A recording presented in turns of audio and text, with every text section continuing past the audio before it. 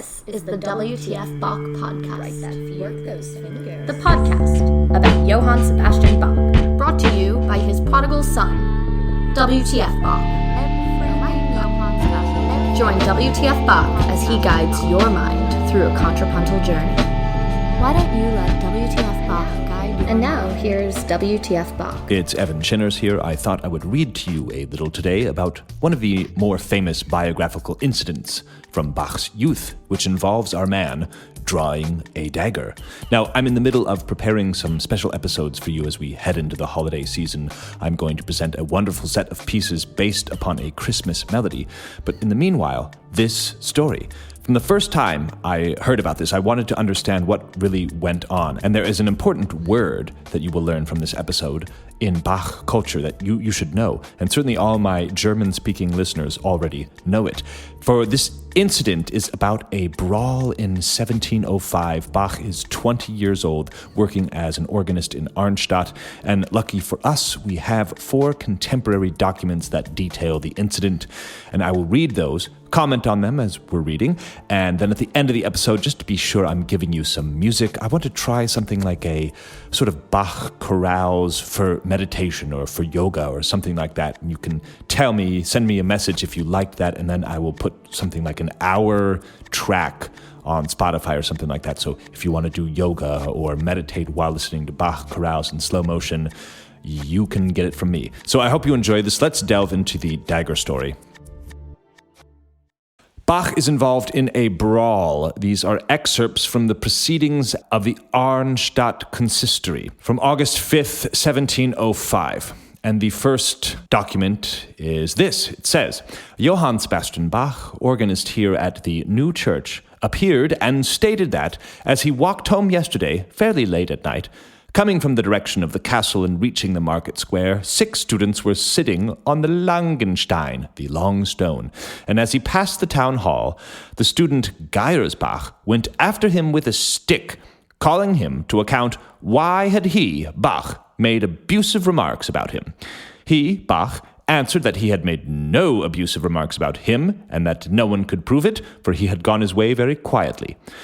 Geyersbach retorted that while he, Bach, might not have maligned him, he had maligned his bassoon at some time, and whoever insulted his belongings insulted him as well. He had carried on like a dirty dog's, etc., etc. And he, Geyersbach, had at once struck out at him. Since Bach had not been prepared for this, he had been about to draw his dagger, but Geyersbach had fallen onto his arms, and the two of them tumbled about, and until the rest of the students who had been sitting with him, namely Schüttwürfel, Hoffmann, the others would name them, had rushed toward them and separated them so that Bach could continue his way home. He had said to Geyersbach to his face that he would straighten this out tomorrow, and it would not be becoming to him and his honor to duel with Geyersbach.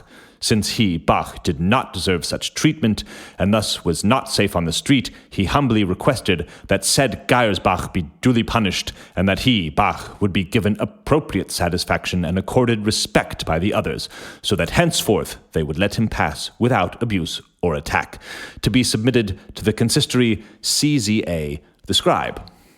So again, that is from August 5th, 1705, and about 9 days later, actually exactly 9 days later, on August 14th, they meet before the consistory, and we have the second document here. The student Geyersbach is read the organist's Bach's statement against him, and then Geyersbach responds.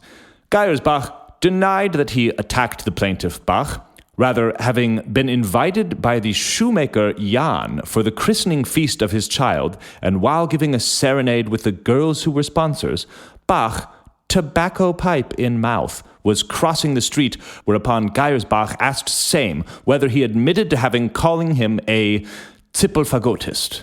Inasmuch as he could not deny this, he, Bach, proceeded to draw his dagger. He, Geyersbach, had to defend himself, otherwise he would have suffered some harm. Geyersbach denies that he maligned Bach as claimed, though it could be that he struck out when Bach went at him with his dagger. Now, this is the second document. This is the first part of that second document. And let's just get a few characters here. All right, so we've got obviously Bach and then Geyersbach.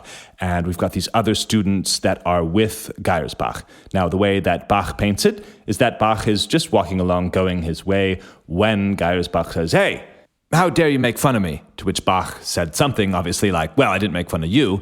I made fun of your ridiculously awful bassoon playing." Geyersbach hits Bach.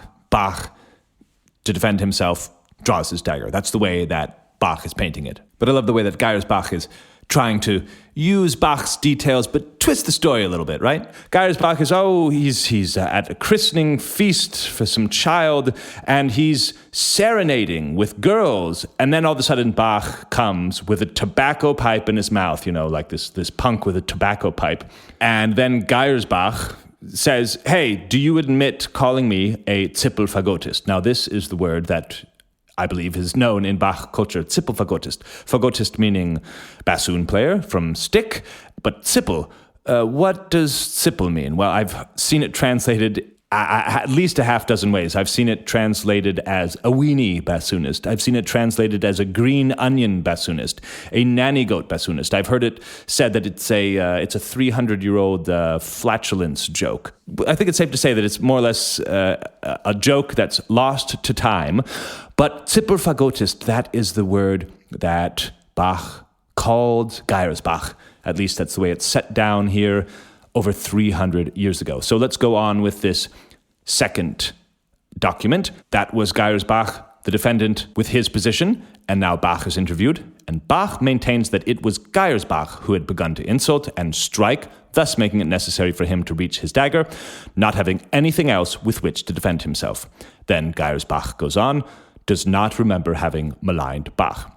Hoffmann, now all of a sudden there's Herr Hoffmann here, who was sitting on the long stone with Geyersbach, and Hoffmann is asked to state the truth. Hoffmann said that he did not know how the two got at each other, but since he saw that Geyersbach reached out against Bach's dagger, Bach, however, still holding it at its scabbard, and Geyersbach having fallen in the course of their wrestling, so that an accident might have occurred in that Geyersbach may have fallen onto Bach's dagger, he stepped between the two of them, urging them to let go of each other and go home. Upon this, Geyersbach, who had held the dagger with both hands, gave it up, saying that he had better intention toward Bach, but felt differently now, whereupon Bach replied that he would pursue the matter. So these are kids, right? I mean, Bach is 20, Hoffmann and Geyersbach, I don't know how old they are, but we can imagine that they're all about the same age. And this is a classic, he said, she said. Now we have an interesting perspective from Hoffmann that says, I don't remember who started it, but I tried to separate them. And then, of course, he tries to prop up his friend a little bit, saying, oh, but anyways, Geyersbach said that he really respects Bach. But now, after Bach being so violent, he doesn't respect him anymore. He feels differently. And then Hoffmann gives another detail that we haven't yet had. And that's that Hoffmann has wrestled the dagger from Bach. So after the brawl, after they go a bit tumbly through the streets of Arnstadt, now Hoffmann has the dagger. And then they call upon Schurtwürfel, the other friend, to see what his perspective was.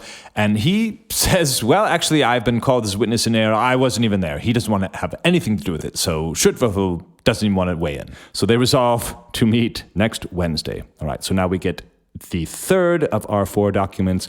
And this takes place 5 days later on August 19th, 1705.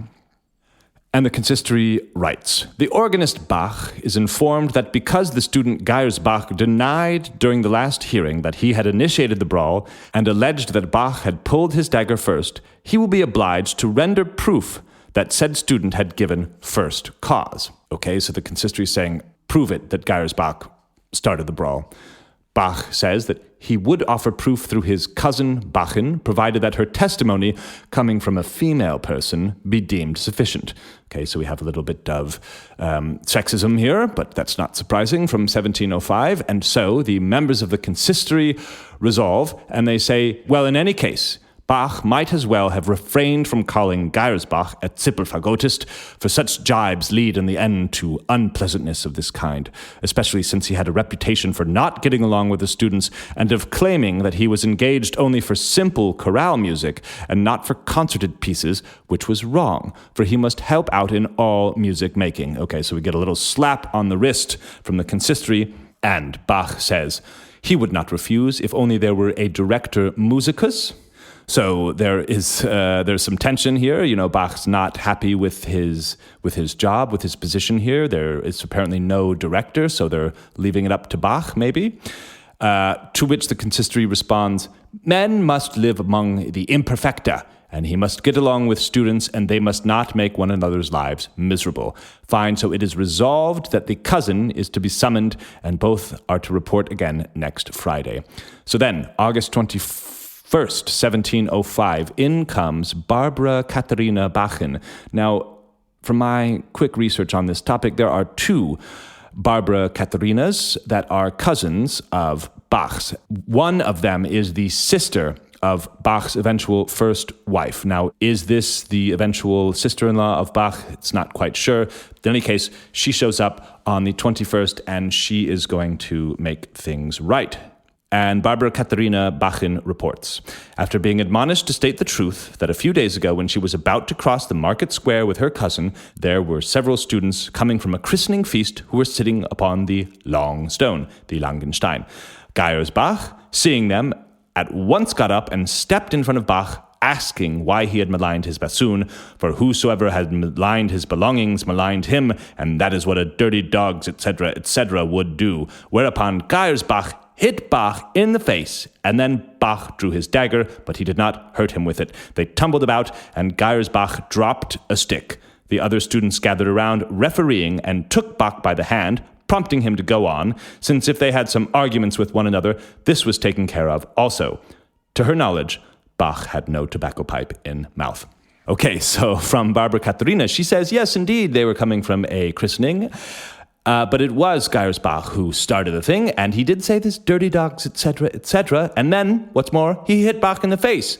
And I like the detail that, oh yes, that little sort of detail that Geyersbach threw in about the tobacco pipe to make Bach look a little sinister. No, to her knowledge, he was not smoking a pipe. So then the consistory says, to the point, on the basis that Bachen's examination, as stated above, the student Geyersbach is informed that it is to be concluded from the same that he initiated the incident, since he not only addressed Bach first, but was also the first to strike out. Now Geyersbach is asked, and he admits that he struck out, but Bach used his dagger against him, his vest still showing the holes resulting from the punctures. Okay, so now Geyersbach is saying, yes, fine, I was the one who struck out, but look, Bach tried to stab me, and here's my vest that's got stab wounds in it. So then the consistory says, if he had had some argument with Bach, it would have been better to settle it through others and not pursue it in public on the street. And the consistory resolves, since none of the ministers were available, the two might go off for the time being, and if a verdict was reached, they would be duly informed. And that's where this incident ends. What do you think about it? I mean, it seems like Bach was probably in the right. It seems that Geyersbach did strike out first, but it seems that Bach probably was a bit nasty in rehearsal. I mean, I can imagine that. I can imagine Bach being overqualified for his job, far too good at what he's doing, and completely unsatisfied with the musical situation, getting frustrated one rehearsal at Herr Geyersbach and saying, you sound like a nanny goat, or whatever Zippelfagottist means. So yes, keep that word in your musical insult lexicon, Zippelfagottist, and tell me what you think about this. Who was in the right? So here are some chorales to meditate to. I might have a few of them with a drone in the background, sort of like a meditative drone type thing, and maybe some of them without, but they'll be played very slow. I'm not going to tell you which ones they are. It's okay. They're all beautiful. And please drop me a line. Tell me if you enjoyed this yoga meditation Bach chorale music in slow motion. And thanks very much for listening. See you next time.